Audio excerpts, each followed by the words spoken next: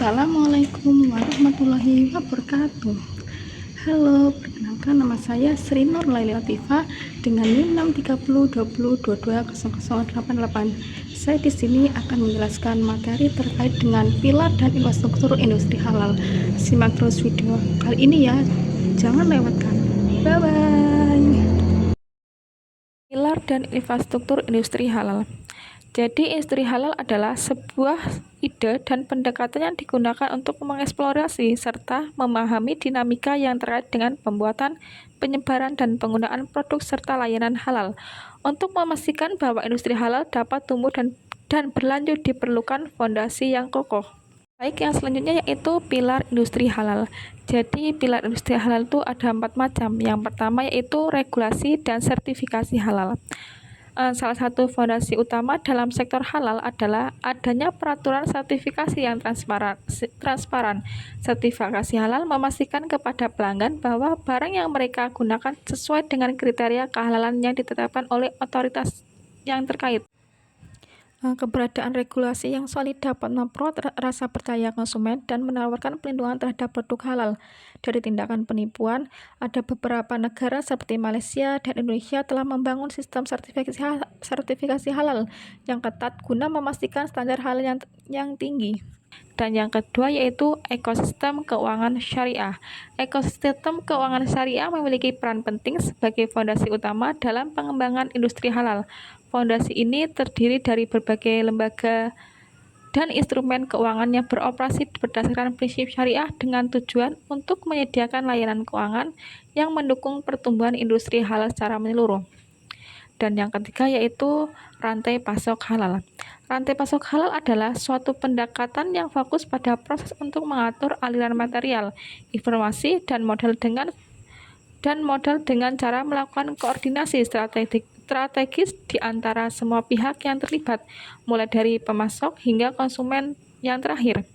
Dengan tujuan ini memastikan bahwa semua kegiatan memenuhi prinsip halal. Dan yang terakhir yaitu inovasi dan teknologi. Jadi teknologi ini memiliki peran krusial dalam mendukung sektor halal, terkhusus dalam tahap produksi dan distribusi.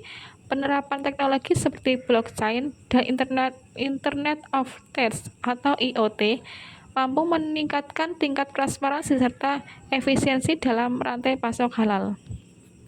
Selanjutnya yaitu pilar pendukung industri halal. Yang pertama yaitu pemerintah. Peran pemerintah dalam mendukung perkembangan industri halal di Indonesia fokus utama akan diarahkan kepada kebijakan serta tindakan pemerintah yang mendorong kemajuan industri halal termasuk regulasi, insentif, dan bantuan lainnya. Dan selain itu akan dieksplorasikan dampak keterlibatan pemerintah dan mengembangkan industri halal terhadap pertumbuhan ekonomi, penciptaan kesempatan kerja, serta meningkatkan daya saing Indonesia di internasional. Selanjutnya, dampak peran pemerintah dalam mengembangkan industri halal di Indonesia akan terfokus pada aspek pertumbuhan ekonomi, penciptaan lapangan kerja, dan meningkatkan daya saing industri halal di pasar internasional. Di samping itu juga akan dibahas bagaimana sih industri halal dapat memperkuat daya saingnya di pasar global tersebut. Yang kedua yaitu infrastruktur. Karena memiliki peran krusial dalam mendukung pembuatan, pengujian, sertifikasi, distribusi, dan promosi barang halal, infrastruktur menjadi salah satu fondasi utama dalam industri halal. Hal ini memerlukan pemahaman yang mendalam mengenai proses sertifikasi dan standar halal yang relevan. Masalah ini akan muncul adalah bahwa para ahli di bidang infrastruktur dan logistik di berbagai negara tidak memiliki pengetahuan mengenai kriteria hal tersebut. Dan yang ketiga yaitu sumber daya manusia.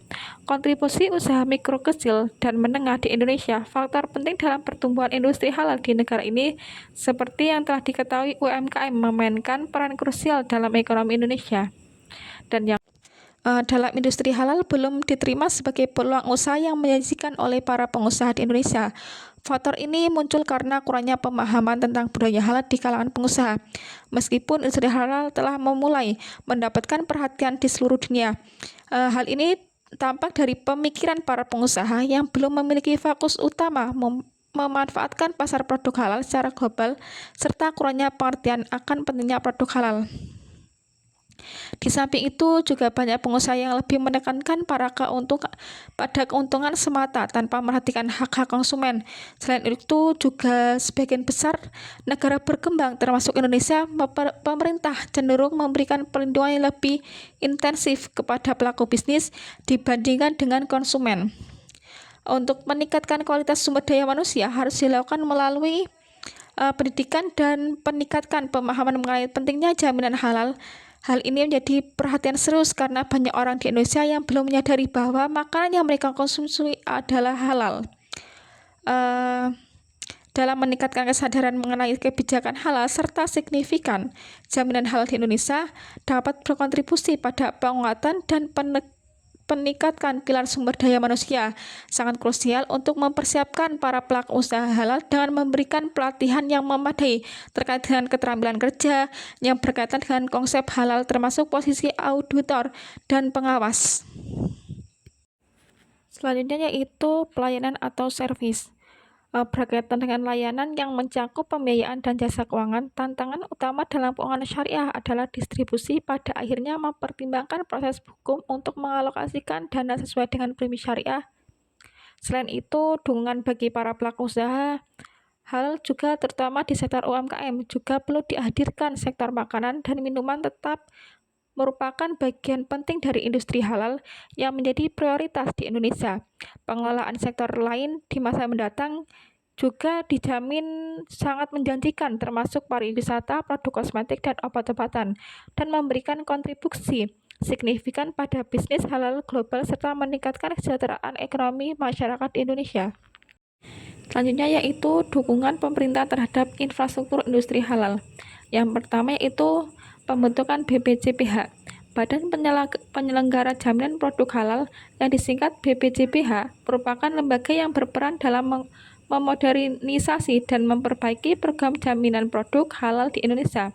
Lembaga yang sebelumnya mengurus hal ini yakni Lembaga Pengajian Pangan atau Obat-obatan dan Kosmetika atau LPPOM MUI dari Majelis Ulama Indonesia akan digantikan oleh BPJPH sebagai badan sertifikasi halal yang baru. Dan yang kedua yaitu Lembaga Pemeriksa Halal atau LPH.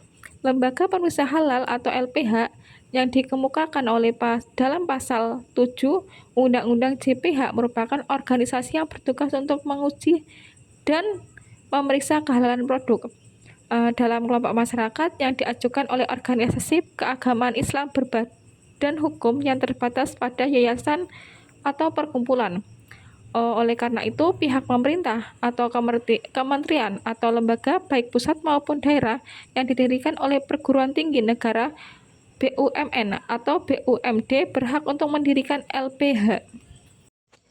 Untuk yang ketiga yaitu Badan Standarisasi Nasional atau BSN. BSN adalah singkatan dari Badan Standarisasi Nasional. Lembaga ini bertindak sebagai instansi pemerintah di Indonesia yang memiliki tanggung jawab untuk menyusun dan menentukan standar nasional di berbagai sektor, termasuk industri, perdagangan, layanan, dan lain-lain.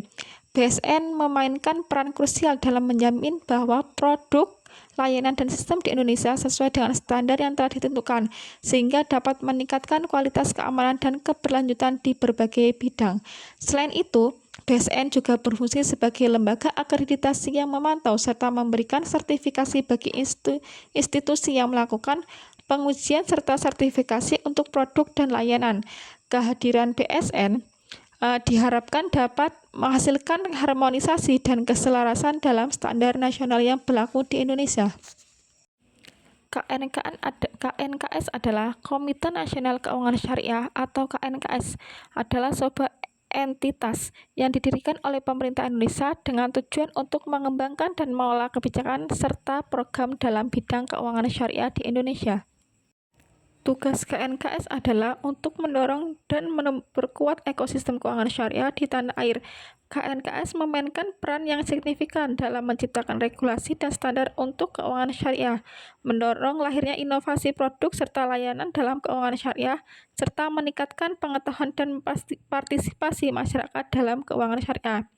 Lembaga ini juga berfungsi untuk memfasilitasi kerjasama antara lembaga keuangan syariah, sektor industri, kalangan akademis serta masyarakat dan pemerintah dalam upaya menjauhkan keuangan syariah di Indonesia.